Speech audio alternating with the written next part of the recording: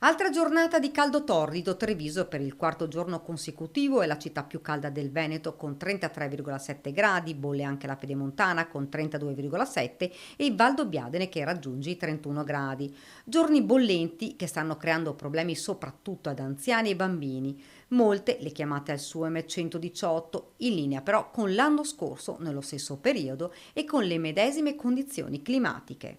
In questi giorni siamo su una media di 8, 9 telefonate al giorno, ecco, e sono sì, effettivamente tutte legate, nella maggior parte a persone anziane, a persone fragili, magari qualcuno che a casa non ha la possibilità di avere l'aria condizionata e quindi insomma si trovano in condizioni di difficoltà. Grazie anche alle campagne di sensibilizzazione di Regione Comune, non si è registrato un gran numero di malori legati al caldo. I consigli, oltre a quello di bere, è di non uscire nelle ore più calde. È importante anche capire bene quando, si sceglie di muoversi, di spostarsi, perché per esempio nelle chiamate di cui le facevo menzione prima, fatalità sono, legati a malori, non gravi, sono codici 1, codici 2 al massimo, ma di, persone che, stavano facendo delle attività all'aperto.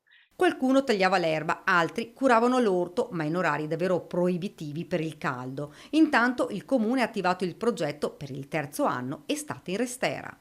In realtà mettiamo insieme due centri ricreativi che sono aperti tutto l'anno e sono il Pro Senectute e il Centro Anziani La Restera e teniamo aperto dal 1° al 30 agosto, 1° luglio, 30 agosto, creando solo una piccola cesura nella settimana di Ferragosto.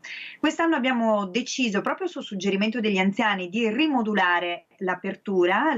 Fino all'anno scorso facevamo tutti i pomeriggi, ma questa cosa si rivelava impegnativa per gli anziani e quindi ci hanno chiesto di poter avere dei pomeriggi di riposo a casa, dei pomeriggi invece da passare insieme. Per 3 pomeriggi vengono organizzate iniziative e attività nel centro anziani della Restera.